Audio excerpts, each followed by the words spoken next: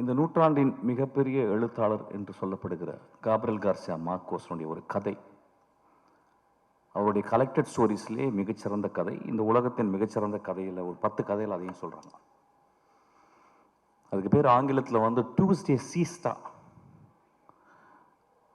அதாவது ஒரு செவ்வாய்க்கிழமையினுடைய மதிய தூக்கம் அப்படின்ற ஒரு கதை. வந்து ஒரு தாயும் அவருடைய குட்டி குழந்தை, ஒரு 6 வயசு 7 வயசு குழந்தை, ஒரு ஊருக்கு போகிறாங்க. அந்த ஊரில் போயிட்டு ஒரு சர்ச்சில்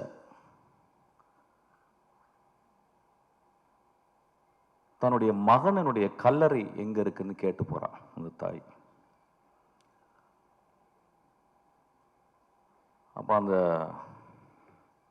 பாதிரியார் சொல்கிறார், வந்து அந்த ரெஜிஸ்டர் கொடுத்து அதில் சைன் போட சொல்கிறாரு. அந்த தாய் சைன் போடுறான். அப்போ அவர் கேட்குறாரு, ஏமா இப்படியாப்பட்ட ஒரு பிள்ளையை பெற்ற அப்படின்றாரு. அப்போ ஒரு சின்ன ஃப்ளாஷாக காப்ரியல் கார்சியா எழுதுறார். அந்த மனிதன், அந்த மகன் அந்த ஊருக்கு வந்திருக்கான். ஒரு நாள் இரவு ஒரு கதவை உடைக்கிறான். அந்த வீட்டுக்குள்ள ஒரு பெண் தனியா இருக்கிறான். அவளுக்கு தெரிஞ்சிருச்சு யாரோ ஒரு திருடன் வந்து கதவை உடைக்கிறான்னு. நல்ல மழை வேற. அந்த பெண் ஒரு துப்பாக்கி எடுக்கிறான். அந்த துப்பாக்கி எப்படின்னா வந்து ஒரு 100 வருடங்கள், ஒரு 50 வருடங்கள் யூஸ் பண்ணாத ஒரு துப்பாக்கி. யாரோ தாத்தாவோ யாரோ உள்ள வச்சிருக்காங்க, அது மட்டும் தெரியுது. சின்ன வயசுலேருந்து பார்த்துருக்கேன். அந்த துப்பாக்கி தொட்டதே கிடையாது. துப்பாக்கி கண்டா பயங்கர பயம். வேறு வழி இல்லாமல் உள்ளே வந்தவன் ஒரு வேளை கொன்னுறான், திருடிட்டு ஒரு வேளை கொன்னுட்டானா என்ன பண்ணுறது அப்படின்னு ஒரு பயத்தில், அவன் யாருன்னு தெரியல, அவன் துப்பாக்கி எடுத்துகிட்டு போய் அந்த கதவுக்கு நேராக நிற்கிறான். கை உதறது. சார் யாரும் பேசாதீங்க சார் ப்ளீஸ். கை உதறது. அந்த கதவை உடைச்சிட்டு வந்தால் எவ்வளோ உயரத்தில் வருவான் எவ்வளோ அப்படின்ற மாதிரி அவன் வயிற்றை நோக்கி அந்த துப்பாக்கியை அப்படியே காட்டிக்கிட்டே இருக்கான். கை உதறது. அப்போ காப்ரியல் கார்சியா எழுதுறாரு, அந்த கை உதறலுக்கு காரணம் பயம், 28 வருடங்கள் தனிமை அப்படின்னு எழுதுறாரு.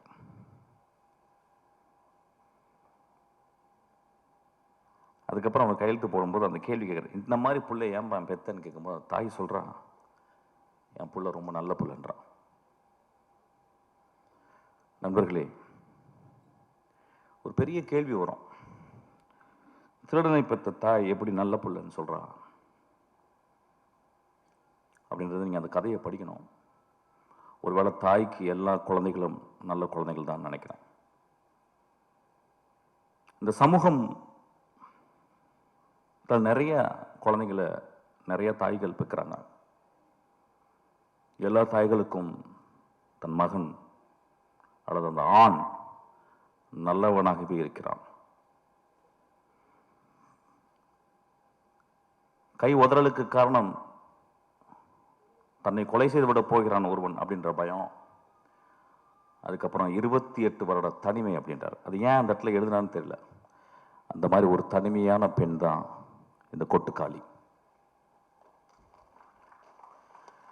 ஆக்சுவலாக கீழே வந்து ஒரு சப்டைட்டில் போட்டிருக்காங்க, ரொம்ப எனக்கு உடன்பாடே இல்லை. an adamant girl.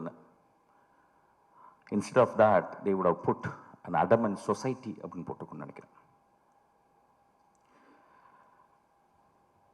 இந்த சென்னையில் வந்து கிட்டத்தட்ட வந்து ஒரு 95 விழுக்காடு 96 விழுக்காடு வந்து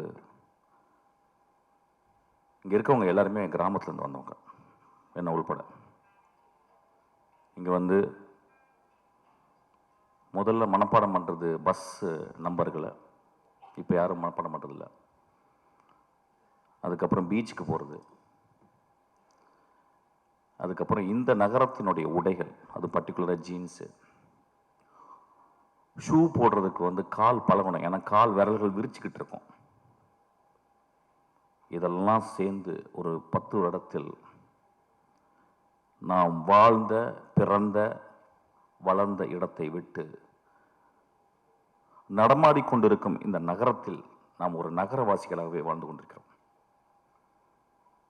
இங்கே வந்தோடனே வேற வேற ஜாதிகள் மறக்கப்படுகிறது, மதங்கள் மறக்கப்படுகிறது, நம்மளுடைய குற்றங்கள் மறக்கப்படுகிறது, நம்ம நல்லதெல்லாம் மறக்கப்படுகிறது.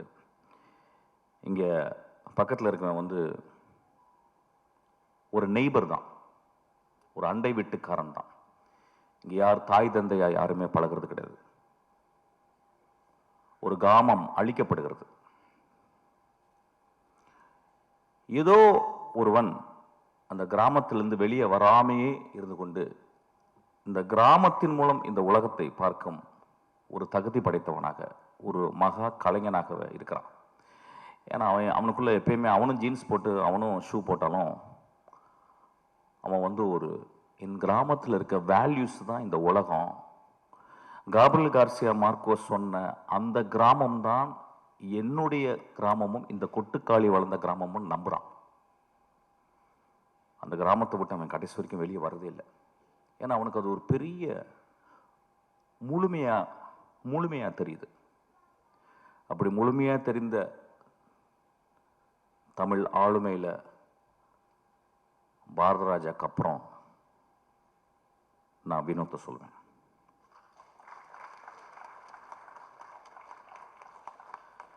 ஒரு திரைப்படம் எதுக்காக எடுக்கப்படுது அப்படின்னா, நிறைய பேர் என் அசிஸ்டன்ட்ட கேட்பேன், எதுக்குடா? எனக்கு தெரிஞ்சு 250 அசிஸ்டன்ட் என்னை விட்டு போயிருக்காங்க. ஒரு வருஷத்துக்கு கிட்டத்தட்ட ஒரு 3000 அசிஸ்டன்ட் டைரக்டருக்காக வர்றவங்களை நான் சந்திக்கிறேன். கொஞ்சம் கூட சோம்பேறித்தனம் படாமல் அவங்கள்ட்ட நான் வந்து கேட்குறேன், எதுக்குப்பா நீ சினிமாவுக்கு வர்ற அப்படின்னு. அது இன்வேரியபிளாக என்ன ஆன்சர் இருக்கும் அப்படின்னா, சார் நான் சாதிக்கணும் சார், ஏதாவது ஒன்று பண்ணணும் சார் நான் அப்படின்னு தான் சொல்லுவான். அந்த கிட்டத்தட்ட எல்லா வெர்ஷன்ஸும் ஒரே மாதிரி இருக்கும். இல்லை சார் என்கிட்ட ஒரு கதை இருக்கு சார், நான் ஒன்று பண்ணணும் சார். இப்படி தான் இருக்கும். அப்படி தான் நானும் வந்தோம், லிங்குசாமி வந்திருப்பாரு, சங்கர் சார் இப்படி தான் வந்திருப்பாரு, எல்லாருமே மணிரத்னம் எல்லாருமே இப்படி தான் வந்திருக்கும். இங்க வினோத் ஒருவேளை என்கிட்ட அசிஸ்டண்டா வந்தா, ஏன்டா வினோத் என்கிட்ட வந்த அப்படின்னு கேட்டா அவன் இந்த ஆன்சர் சொல்லியிருக்க மாட்டான். சார் இந்த உலகத்தை என் கதை மூலியமா மாத்தணும் சார் அப்படின்னு வந்திருப்பான்னு நினைக்கிறேன். இந்த கதை மூலம் தமிழ்நாடையே மாத்திருக்கான்.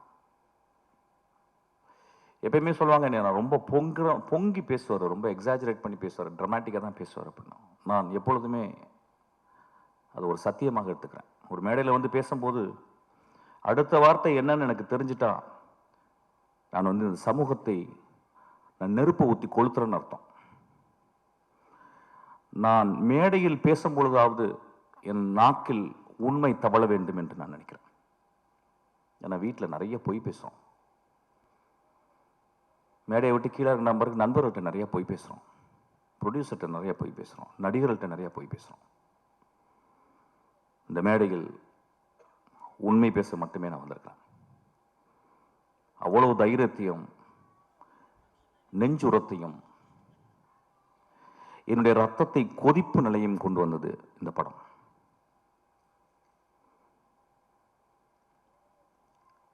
இந்த படம் வந்து நிறைய படம் வரும்போதெல்லாம் நான் நிறைய பேசியிருக்கேன். ஃபார் எக்ஸாம்பிள் வழக்கு எண்ணை வந்து பேசும்போது இதே மேடையில் நான் வந்து ரொம்ப பயங்கரமாக பேசினேன். பயங்கரமாக பேசினேன்னா ரொம்ப கோபமாக பேசினேன். சமூகத்தையே நான் வந்து என்ன இப்படி பண்ணுறீங்க அப்படின்னு பேசினேன். அப்போ அன்றைக்கி வந்து நிறைய இதே மேடையிலால் என்னை கேலி செய்கிறாங்க, நான் பார்த்துருக்கேன். ஏன்னா ஒரு பாலசக்திவேல் எப்படியாப்பட்ட டேரக்டர்னு எனக்கு தெரியும், நிறைய பேருக்கு லிங்குசாமிக்கு தெரியும். ஒரு 3 படத்தை எடுத்துட்டு அந்த படம் ரிலீஸ் ஆகலன்னு உட்காந்துருக்கான் ஒரு கலைஞன், மகா கலைஞன். அவன் எப்படியாப்பட்ட கலைஞன்றது ரொம்ப பக்கத்தில் சேர்ந்தவங்களுக்கு, அவன் படங்களை நேசித்து பார்த்தவங்களுக்கு மட்டும்தான் தெரியும்.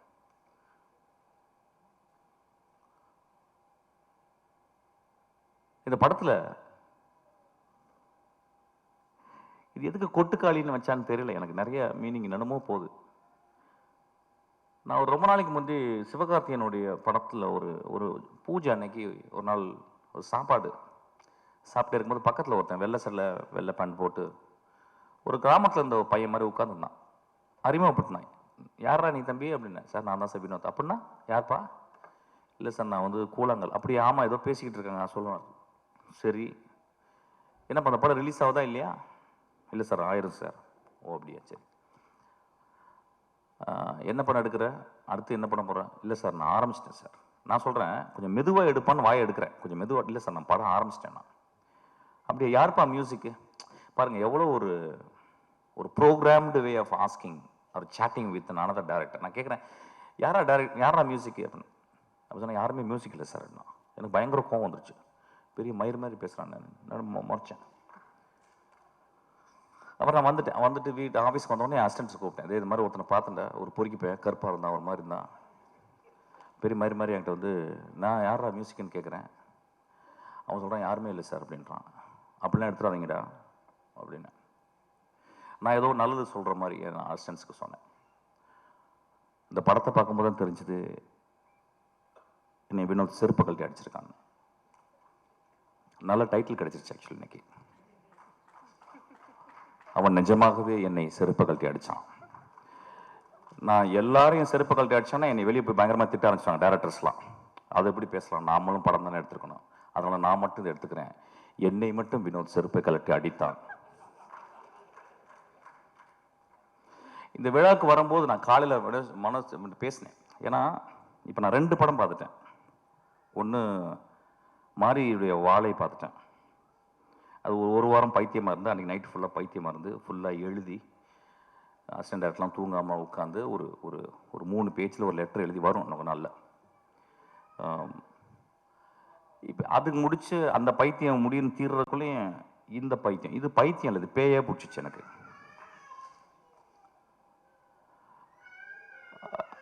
அப்போ வந்து இந்த படத்தில் வந்து அவன் ஏன் மியூசிக் டைரக்ஷன் பண்ணலை அப்படிங்கும்போது அதுக்கு ஒரு பெரிய அது வந்து ஒரு குருட்டாம்போக்கில் எடுக்கப்பட்ட ஒரு முடிவல்ல. The decision came out of his vision of cinema. அவன் எப்படி சினிமாவை ட்ரூத்ஃபுல்லாக பார்க்குறான் அப்படின்றதுக்கு ஒரு காரணம். ஏதோ ஒரு வகையில் நம்ம என்ன பண்ணுறோம், ஒரு மியூசிக் மூலியமாக நம்ம சட்டையை அயன் பண்ணிடுறோம், நம்ம திரைப்படங்களை நம்ம அயன் பண்ணிடுறோம். அவன் என் சட்டை என் திரைப்படம் சுருக்கமாகவே இருக்கணும் அப்படின்றான். என் பாட்டியினுடைய அந்த இடுப்பை சுற்றி இப்படி உள்ள சுருகுவா பார்த்தீங்களா, அது வெளியே எடுத்தால் எவ்வளோ சுருக்கம் இருக்கும் அந்த அந்த முந்தானையில், அந்த அளவுக்கு சுருக்கத்தை அவன் பார்க்குறான். அவ்வளோ ட்ரூத்து பார்க்குறான். இந்த படத்தை பற்றி நான் வந்து ஒரு 4 நாள் கண்டினியூஸாக என்னால் பேச முடியும். ஏன்னா படத்தை பார்த்துட்டு வெளியே வந்தோடனே நைட்டு நான் என்ன பண்ணுறதுன்னு எனக்கு தெரியல. வழக்கம் போல் சொன்ன மாதிரி நல்லா இருக்குப்பா, சூப்பர்ப்பா, நல்ல ட்ரை பண்ணியிருக்கேன். இப்போ நிறைய பேர் சினிமா பாட்டு வந்தோன்னா உஷாராக பேசுகிறது எப்படின்னு கேட்டால் வித்தியாசமாக முயற்சி செஞ்சுருக்கேன்னு. அது கெட்ட வார்த்தை சொல்லி தான் சொல்லணும், பட் அது சொல்ல முடியாது, போர் அடிக்குது எனக்கு ஆக்சுவலாக. அந்த மாதிரி எதாவது பேசிட்டு போயிடுறது. இல்லைன்னா நல்ல ஃபியூச்சர் இருக்குப்பா அப்படின்றது. அப்புறம் ரொம்ப மோசமாக ஒரு தடவை பார்க்கலாம் அப்படின்றது. நண்பர்களே, இங்கே வரும்போது யோசிச்சேன் நான் என்ன பேசணும், இந்த படத்தை நான் வந்து எப்படி மக்கள்கிட்ட கொண்டு போய் சேர்க்கணும். ஏன்னா என் லைஃப்பில் இது வந்து ஒரு பெரிய பொறுப்பாக நான் பார்க்குறேன். என் மகள் பிறக்கும்போது என் மனைவியின் கையில் என் மகளை பார்த்துட்டு நான் எவ்வளோ சந்தோஷப்பட்டனோ அதே மாதிரி இந்த படத்தை பார்த்தப்ப சந்தோஷப்பட்டேன்.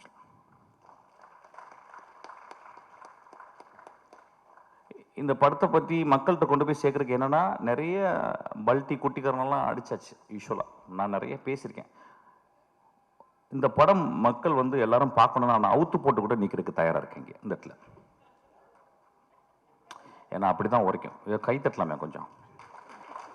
ஒரு குத்து டான்ஸு, நேக்கட் டான்ஸ் இங்கே ஆடலான் இருக்கு. இந்த படத்தை பாருங்க அப்படின்னு. நான் நேக்கட் டான்ஸ் ஆடி நீங்கள் பார்த்தீங்கன்னா என்ன ஆவீங்க, அதை எக்ஸ்ட்ரா போஸ்ட் பண்ணி நீங்கள் அப்போ அந்த படத்தை போய் பாருங்கன்னு சொல்லலாம். இந்த கொடுமை எப்படின்னு கேட்டிங்கன்னா, இந்த தமிழ் சமூகத்தில் வந்து அது இந்திய சமூகத்தில் வந்து ஒரு நல்ல படத்தை பார்க்குறக்கு, நல்ல படம்னா எப்படின்னா ரொம்ப ஃபிலாசபிக்கலான கொஸ்டின் அது. ஆமாம், நான் 2 நிமிஷம்லாம் பேசலாமா? 1 மணி தான் பேசுகிறேன். பேசுது இடக்கு முடக்க அதை பேசினா பிரச்சனை ஆயிரும் உனக்கு. ஓகே, நல்ல படம் அப்படின்னாவே நம்ம நண்பர்கள், நம்ம நம்ம நம்ம ரசிகர்கள், நம்ம ரொம்ப நேசத்துக்குரிய நம்மளுடைய ரசிகர்கள் என்ன சொல்லிடுறாங்க வந்து ஓகே புரிஞ்சிருச்சு.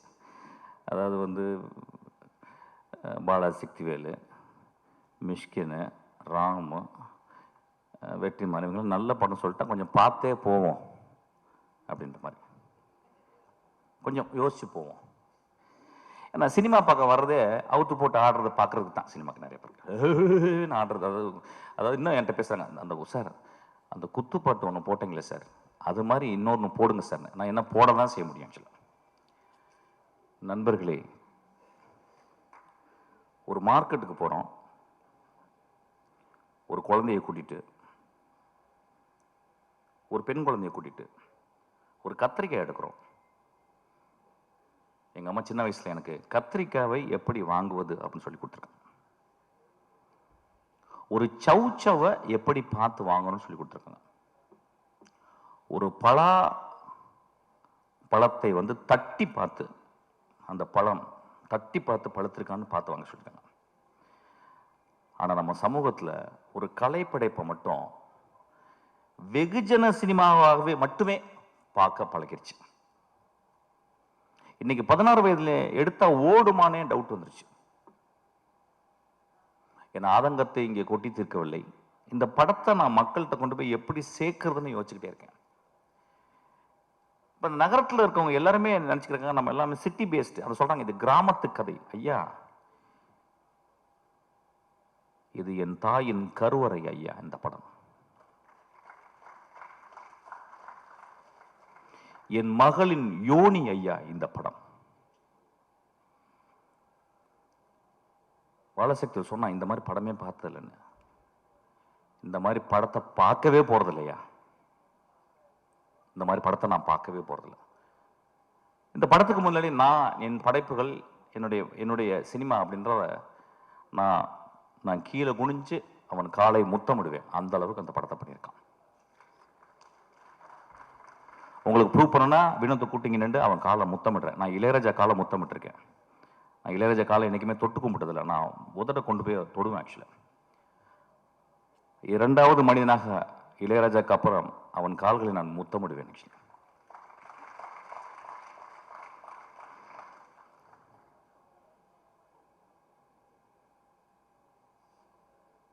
ஒரு படத்தை பார்க்கும்போது அடுத்த சீன் என்ன, அடுத்த சீன் என்ன, அடுத்த சீன் என்ன, அடுத்த சீன் என்னன்னு சொல்லிட்டு நாங்கள்லாம் எழுதுவோம். எழுதும்போது ரொம்ப கேர்ஃபுல்லாக. நான் இப்போ கூட வரும்போது என் தம்பிகிட்ட பேசிக்கிட்டேன். ஒரு படம் வந்து நல்ல கதையாக இருக்கணும், என்டர்டெய்னிங்காக இருக்கணும், இப்போ 3வது தேவைப்படுது எக்ஸைட்டிங்காக இருக்கணும்னு சொல்லிட்டு. இந்த 3மே இந்த படத்தில் இருக்கு. என்ன ஒன்று, நீங்கள் பார்க்குறது உங்கள் பார்வையை வேற மாதிரி வச்சு பார்க்கணும். எனக்கு தெரிஞ்சு இந்த ரீசன்ட் டேஸில் இந்த கதைகளில் நான் வந்து இப்போ 2 கதைகள் வந்து நான் இந்த 10 வருடத்தில் திரைக்கதையில் படித்தது எக்ஸ்ட்ரானரி ஸ்டோரிஸ்ன்னு சொல்லுவேன். ஒன்று 3 பில்பர்ட்ஸு, இன்னொன்று கெட் அவுட், ஜோர்டான் பீல்டு. அதுக்கப்புறம் இந்த கதையை சொல்லுவேன். ஏன்னா அது 3மே எப்படின்னா, ஒன்று வந்து பிளாக் ஹாரர், இன்னும் வந்து ஒரு பெண்ணினுடைய தவிப்பு, தன் மகளை பறி கொடுத்துட்டு ஒரு பெண்ணுடைய தவிப்பு. இந்த படத்தில் ஒரு குடும்பம் ஒரு பெண்ணை வச்சுக்கிட்டு தவிக்கிறாங்க. அவ்வளவு சிறந்த மனிதர்கள் அந்த குடும்பத்தில் இருக்கவங்க. அந்த குடும்பம் பார்க்கும்போது, படம் பார்க்கும்போது அவங்க கெட்டவங்க மாதிரி தெரியும். எனக்கு ரொம்ப அந்த பெண்ணை விட அந்த குடும்பம் ரொம்ப நல்லதாக தெரிஞ்சது. வினோத் இந்த கேரக்டருக்கு வந்து வேற யாராவது பண்ணியிருந்தா நல்லா இருக்காதோ, நடிச்சிருவாங்களோங்கிறதுக்காக தன்னுடைய அக்காவையும் தன்னுடைய பெரியம்மா பொண்ணு தங்கச்சிகளாம் நடிக்க வச்சிருக்கான். இந்த படத்துல வந்து 2 காட்சிகள் நான் சொல்லுவேன். பாலாஜி பாதி கதை சொல்லிட்டேன். ஆக்சுவலா நான் சொல்ல மாட்டேன். உன்னை அதுக்கு அடிக்கணும். டே பாலாஜி, பாதி கதையை சொல்லிட்டேன். நீ ஆக்சுவலா நான் சொல்ல மாட்டேன். இந்த படத்துல வந்து ஒரு சேவல் நடிச்சிருக்கு. அதான் முதல்ல பார்த்துருப்பீங்க. சேவல் நடிச்சிருக்குன்னு சொல்றதை விட அந்த சேவலை அவன் வந்து கேப்சர் பண்ணியிருக்கான். முதல் ஷாட்டா நீங்க போட்டிருக்கான், நீங்க பார்க்கணும். ஆக்சுவலா இந்த படம் சினிமாவை எப்படி பார்ப்பது, நாம் என்ன சினிமா பார்த்துக்கிட்டு இருக்கோம், அதாவது மொமெண்ட்ஸ்ன்னு சொல்லுவாங்க. சினிமாவில் வந்து மொமெண்ட்ஸ்ன்னு சொல்லுவாங்க. எனக்கு தெரிஞ்சு இந்த 27 வருடத்தில் 2 மொமெண்ட் தான் நான் கிரியேட் பண்ணியிருக்கேன். ஒரு மொமெண்ட் வந்து வெட்டி போட்டவன் இடத்துல வந்து ஒரு கிழவி வந்து பூ போடுறான். 2வது மொமெண்ட் வந்து தன் மகள் இறந்து போன பிறகு அப்பாவினுடைய சிகரெட்டை வந்து குடிக்கக்கூடாதுன்னு கஷ்டப்படுறான். இந்த 2 மொமெண்ட்டும் 27 வருஷத்துல. இந்த படத்துல 60 சீனுமே 60 மொமெண்டா பண்ணியிருக்கான். இந்த படத்தில் வந்து இயற்கையை அவன் யூஸ் பண்ணது, மனிதர்களுக்கு முன்னால் இயற்கையை அவன் யூஸ் பண்ணது. ஒருவேளை நான் பேசுறது போர் அடிச்சாலும் அடிக்கலாம், பட் பரவாயில்ல, ஏதாவது பேசுகிறேன். ஏன்னா கொஞ்ச நேரம் பேசுறதுக்கு கேட்கறதுக்கு போயிடுச்சு. மச்சான் நெக்ஸ்ட் சீன் என்னன்னு போயிருது. ஆக்சுவலாக நண்பர்களே,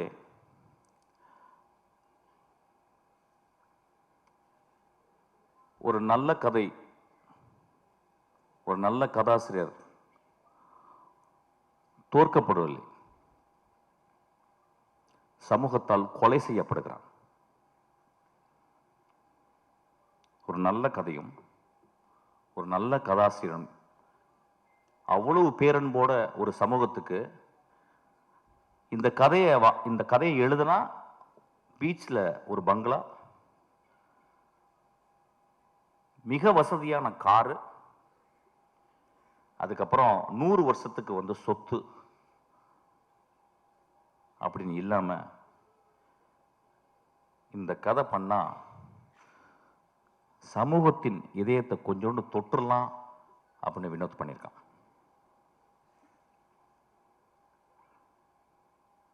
இந்த படத்தை வந்து பத்திரிகைக்காரங்க எல்லா படங்களுடைய திறப்பு வாசல்களை திறந்து வைக்கிறது பத்திரிக்கையாளர். அவன் வந்து படம் வந்து பார்ப்பாங்க, பார்த்துட்டு எனக்கு தெரிஞ்சு எல்லா நல்ல படங்களையும் அவங்க வந்து ஆறத்தழுவி முத்தம் கொடுத்துருக்காங்க. இந்த படத்துக்காக வினோத்துக்கு இந்த பத்திரிகையாளர்கள் கோயில் கட்டணும்னு நான் கேட்குறேன். இந்த சமூகம் ஒருவேளை அவன் கொலை செய்து விடலாம், அந்த கொலையிலிருந்து தப்பிக்க வச்சது சிவகார்த்திகேயன்.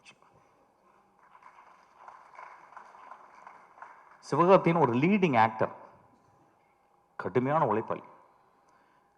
சிவகார்த்திகேயனால இந்த படத்தில் நடிக்க முடியாது, ஏன்னா ஒரு மிகப்பெரிய ரசிகர்கள் கூட்டம் வந்துருச்சு.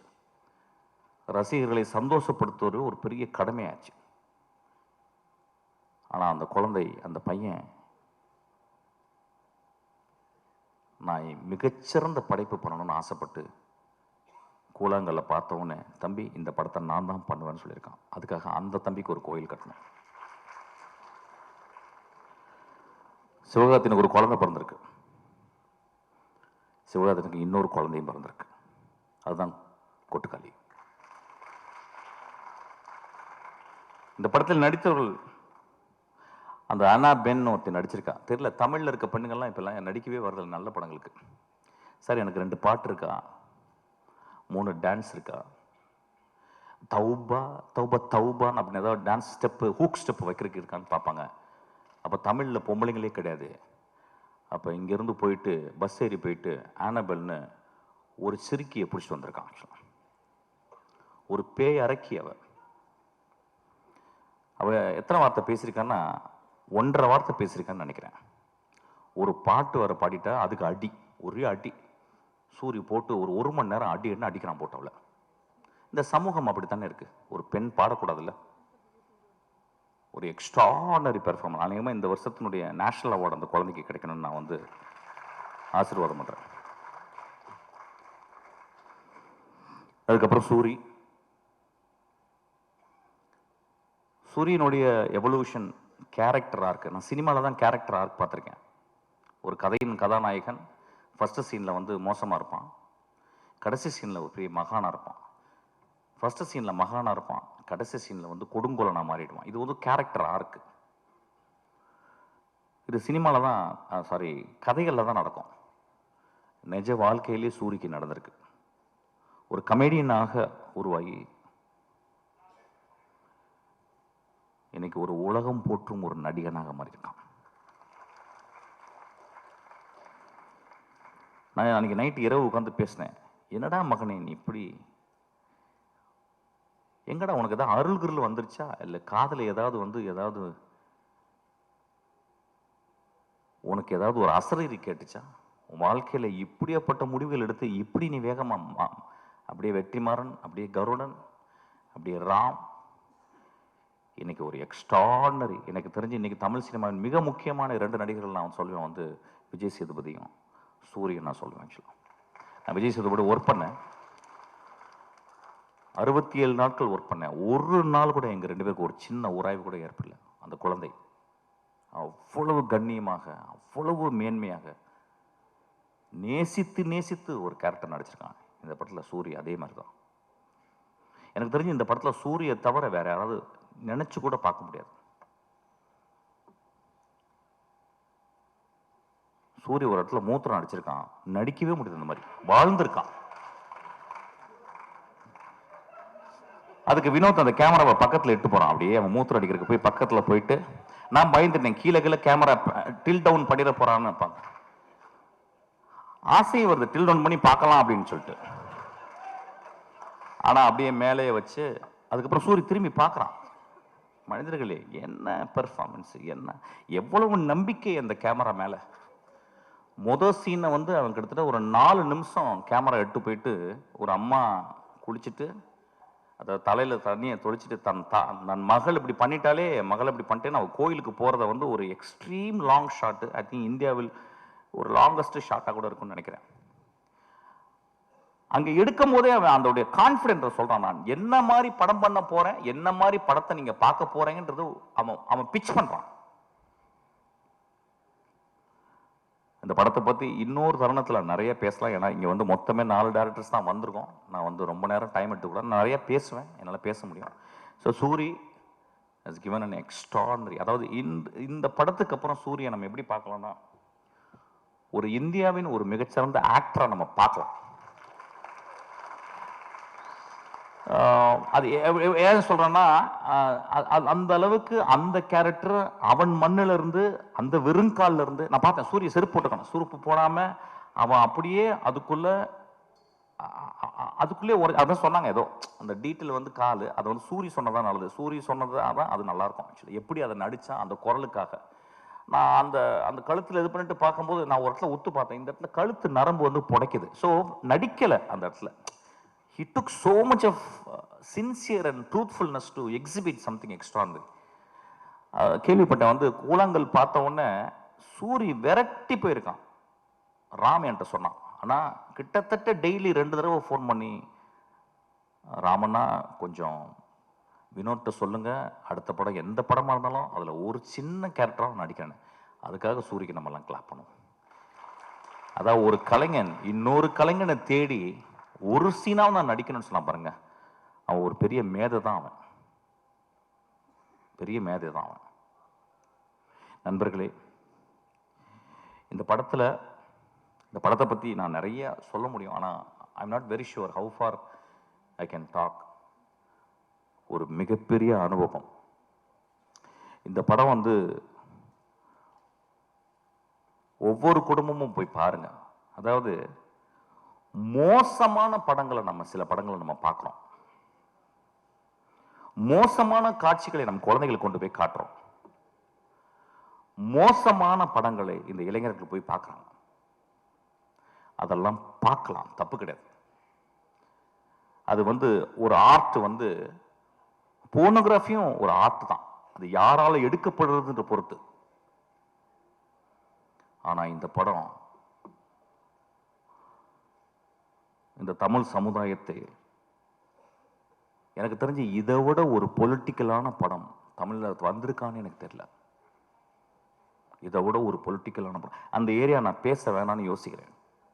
ஏன்னா இங்க பொலிட்டிக்கல் படம்ன்றது வந்து வேற வேற கருத்துக்களோட உலாவுது. ஆனா ரொம்ப அமைதியா ஒரு பொலிட்டிக்கல் படத்தை, மோஸ்ட் பவர்ஃபுல் பொலிட்டிக்கல் ஃபிலிமை வினோத் அசால்ட்டா எடுத்திருக்கான். நண்பர்களே, நான் மீண்டும் கேட்குறேன், இந்த படத்தை நீங்க எல்லாரும் பார்க்கணும். பத்திரிகையாளர் இந்த படத்தை பத்தி மேன்மையை எழுதணும். இந்த பத்திரிகையாளர்களுடைய மனசாட்சி நான் சொல்லுவேன். இந்த படத்தை நான் தேவராஜெல்லாம் நான் பார்த்தேன், 25 வருடம் நான் பார்க்குறேன் தேவராஜன். சினிமாக்காவே வாழ்ந்து ஒரு கலைஞனாக, அதாவது ஒரு பத்திரிகையாளனாக இல்லாமல் ஒரு கலைஞனாகவே வாழ்ந்துருக்கேன். இப்போ நான் என் தம்பியை பார்த்தேன், அவன் வந்து எனக்கு குழந்தை வந்துருச்சன்னா அப்படின்னு சொன்னான். உங்களெல்லாம் பெரிய தர்மம் இருக்கு இந்த படத்தை பத்தி. இந்த படத்தை பத்தி நான் என்ன சொல்றேன், நான் சேலஞ்ச் பண்றேன், இந்த படத்தை பத்தி ஏதாவது ஒரு நெகட்டிவ் பேசுங்க. இந்த படத்தை கொண்டு போய் சேர்க்க வேண்டியது உங்க கடமை. ஐயா, இது வந்து உங்க தாய் மடி ஐயா, இந்த மடியை நீங்க தான் பத்திரமா பார்த்துக்கணும். நான் ரசிகர்கள், சினிமாவை நேசிக்கும் ரசிகர்கள் ஒவ்வொரு தடவையும் சினிமா ரசிகர்களால், அந்த தாயுள்ளம் கொண்ட ரசிகர்களால் கண்டுபிடிக்கப்பட்ட மகா ஆளுமைகள் தான் பாரதராஜா, மணிரத்னம், பாக்யராஜ், பாலச்சந்தர், பாலா, வெற்றிமாறன், ராம், பாலாஜி சக்திவேல். இவங்கெல்லாம் மகா உன்னதமான படைப்புகளை கொடுத்து மக்களுடைய அங்கீகாரம் பட்டு நீங்க தொட்டில் போட்டு தாளாட்டி இன்னைக்கு இவ்வளவு பெரிய ஆளா இருக்கிறாங்க. அந்த மாதிரி தங்கத்தில் ஒரு தொட்டில் கட்ட வேண்டிய என் குழந்தை வினோத். கடைசி விவசாயி பார்த்துட்டு வந்து நான் அவ்வளவு கஷ்டப்பட்டேன். தியேட்டர்ல 4 பேர் தான் இருந்தாங்க. ஒரு மகா உன்னதமான படைப்பு அது. அதுக்கு கேட்டால் என்ன சொல்றாங்க, ஏன் சார் ஃபாஸ்டா இல்லைன்றாங்க. ஐயா, ஏன் ஒரே நாளில் குழந்தை பிறக்கக்கூடாது? ஏன் இயற்கை 10 மாதம் ஒரு தாயை சுமக்க வச்சுச்சு? ஏன் என்னுடைய பாட்டி மெதுவாக நடந்து போகிறாள்? என் தந்தை இப்போ போன வாரம் இறந்து போனார். கை அப்படியே அவர் அந்த பாடியை குளிப்பாட்டும் போது நான் பார்த்தேன். அப்படி கையெல்லாம் சூம்பி போயிருந்துச்சு. அப்படியே அந்த குளிக்கல வைக்கும்போது நான் அப்படியே பார்த்துக்கிட்டே இருந்தேன். அந்த மண்ணை அள்ளி போடும்போது அந்த வாய்க்குள்ள தான் போச்சு. என்னை முத்தம் கொடுத்த, என்னை பார்த்து எப்பொழுதும் புன்னகை புரிந்த அந்த வாய்க்குள்ள அந்த மண்ணு போனதை நான் பார்த்தேன். நான் பார்த்த உலகத்தில் என் வாழ்நாளும் மிக முக்கியமான ஷாட்டாக அதை நான் பார்க்குறேன். நான் சொல்றது கொஞ்சம் கூட வெக்கப்படல. அந்த மாதிரி ஒரு 600 ஷாட்டு, 600 ஷாட்ல மொத்தமே 150 ஷாட் இருக்கும். உண்மையும் தெய்வத்தன்மையும் தாய்மையும் கொண்ட படம் தான் அந்த படம். தயவு செய்து கைவிட்டுறாதீங்க. சும்மாவது போய் பாருங்க. ஒரு சிகரெட் வந்து ஒரு சிகரெட் பாக்கெட் எவ்வளோப்பா? சிகரெட் பாக்கெட் இன்னைக்கு கிங்ஸ் தெரியாது, நீ அடிக்க மாட்டியா? நீ மனுஷனே கிடையாது. யார் எவ்வளோங்க? எவ்வளோ ஒரு சிகரெட் பாக்கெட்டு? 200 rupeesங்க ஒரு சிகரெட் பாக்கெட்டு. ஒரு சிகரெட் பாக்கெட்டில் 20 சிகரெட் இருக்கா? 10 இருக்கு. 10 நாள் போச்சுன்னு அர்த்தம் உங்களுக்கு. 10 சிகரெட் கொடுத்தா 10 நாள் போச்சு. நான் சிகரெட் நிப்பாட்டிட்டேன். இப்போ 10 நாள் ஜாஸ்தி ஆயிடுச்சு. இப்போ ஒரு குவார்டர் வந்து அது 150 ரூபாலேருந்து 200 ரூபாய். அது 1 வருஷம் போச்சு. இதுக்கெல்லாம் செலவு பண்றோம்ல. சாமிக்கு போய் நம்ம அவ்வளோ செலவு பண்றோம், அவ்வளோ உண்டியல் காசு போடுறோம், அவ்வளோ டொனேஷன் கொடுக்குறோம்ல. வினோத் தான் என் சாமி. அவன் எடுத்தது தான் வந்து கடவுள். தயவு செய்து போய் பாருங்க. நண்பர்களே, இந்த வாழ்க்கை ரொம்ப அலாதியானது.